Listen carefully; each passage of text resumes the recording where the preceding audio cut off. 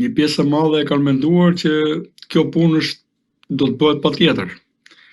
Besoj kemi disa aleat serioz që janë më të fuqishëm edhe se SPAK-u dhe se qeveria shqiptare dhe se gjithë qeveritë europiane bashkë.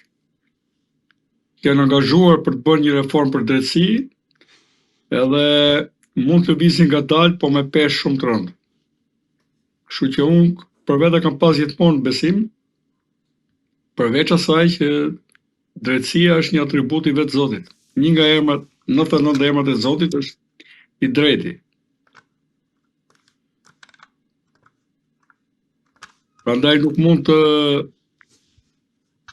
dorëzohemi pesimizmit që ky vend nuk do bëj hajër kur, se në këtë vend s'do lind kur dielli i drejtësisë dhe ky vend do të ngeli përjetësisht vendi i ëndrave të paralizuara. Tani mendoj që kemi një denoncim publik të bërë nga Ahmetaj, i cili ishte e pashmangshëm të mos hetohej nga SPAK-u. Pra, kemi dhe hetimet që dalin kryesisht nga denoncimet që bën media. Siç kemi pasur atë denoncimin e çuditshëm për Nesti Jangonin, tani doli një person me emër, edhe me mbiemër, pavarësisht që doli në një emision televiziv dhe nga jashtë kufive të Shqipërisë, pavarësisht që dhe ai ka kusuret e tij, dha disa indicie, të cilat e kanë çuar organin e akuzës në mendimin që mbas verifikimeve dhe hetimeve që kanë bërë deri tani, se jemi në fazën e hetimeve paraprake, besoj, që këtu kemi të bëjmë me vepër penale, edhe me shpërdorim. Pra ju mendonin se SPAK-u për të shkuar te Belinda Balluku ka përdorur edhe deklaratat e Arben Ahmetaj si indicie për të shkuar më pas te provat ndaj saj? Besoj se po.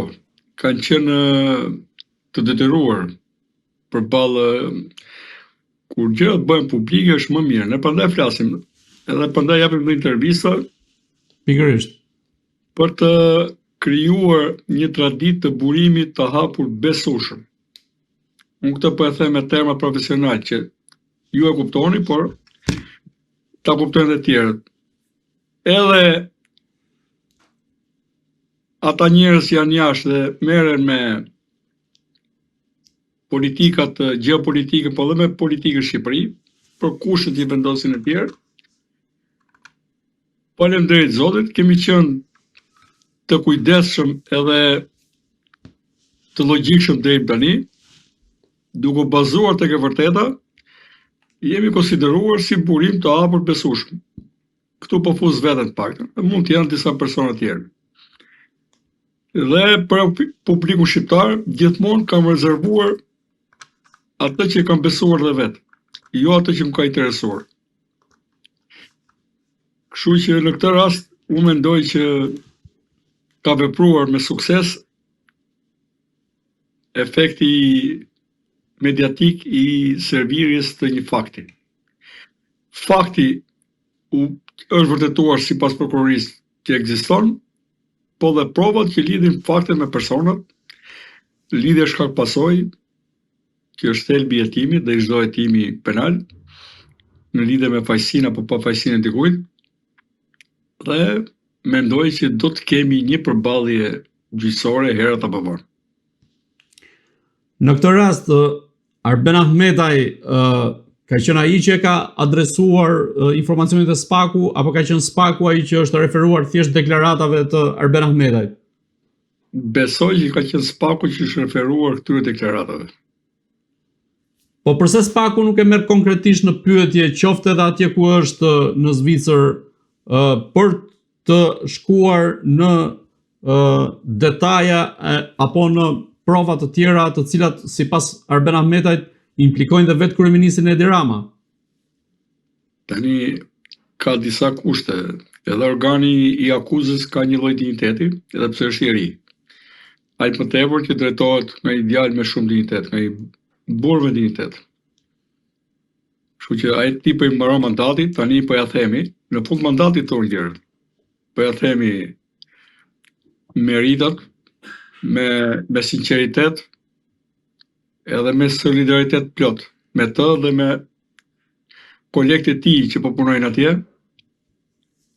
që do na kenë në krah për çdo hap që do bëjnë në lidhje me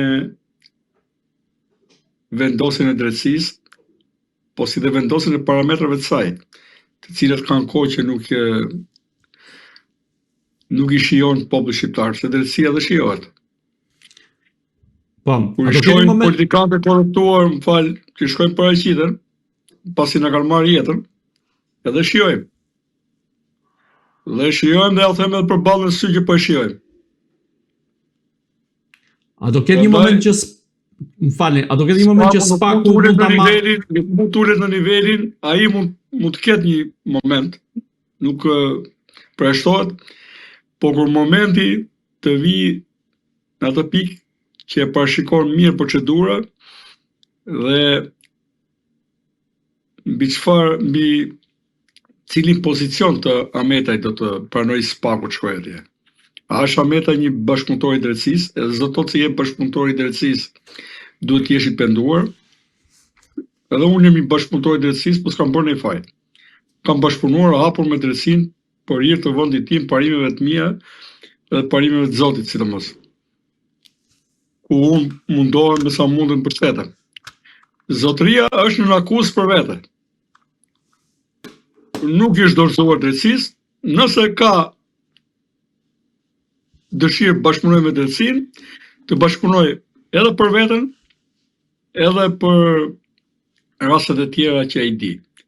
Prandaj drejtësia është sfidë shumë e madhe, kur themi drejtësi për mikun dhe armikun. Nganjëherë edhe miku të vihet në para drejtësisë, i detyruar ta pranosh.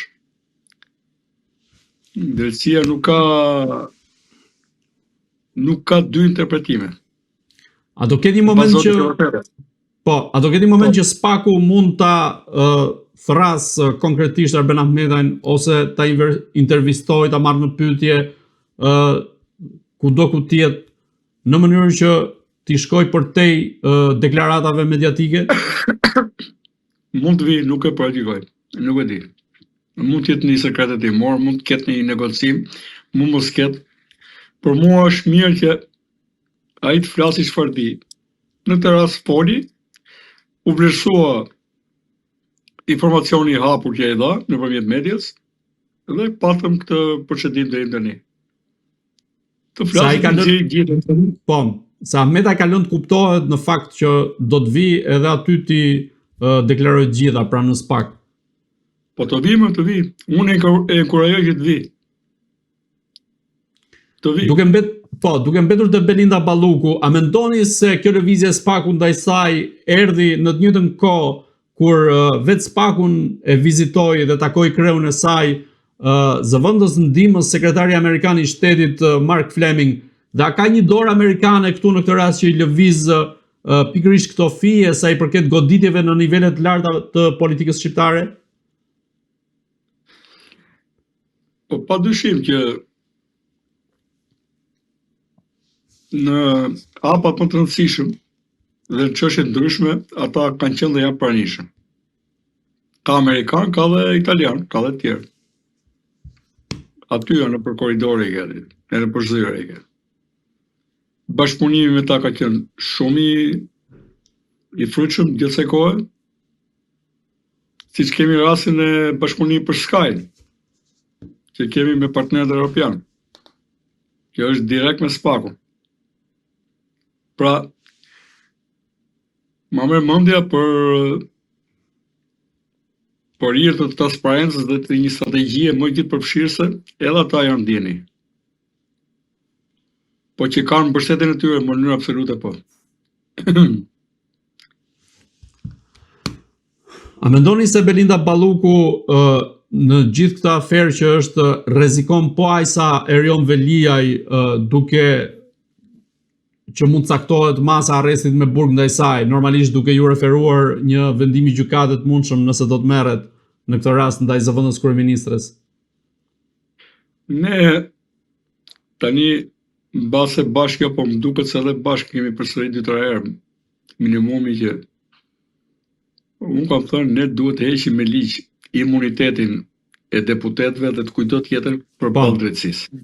Pam. Tani ajo është deputete, do të ketë një procedurë në lidhje me imunitetin. Nëse do të ketë konstatime për gjëra të flagrante, mund të ketë veprime me njerëzve, të cilat prapë do të ballafaqohen me parlamentin. E rëndësishme është që në të rast shoh një heshtje ofenduese për shqiptarët nga ana e kryeministrit dhe zyrës tij ka një zyrë jo të vogël të shtypit, ata dhe çdo institucion, e cila duhet prononcohet tani çdo ditë për publikun shqiptar. Jo vetëm për këtë rast, por për gjithë rastet e tjera. Dil zotëri, ke marrë përsipër të udhëheqësh vendin, dil dhe na trego çfarë ke bërë sot, çfarë ke bërë nesër.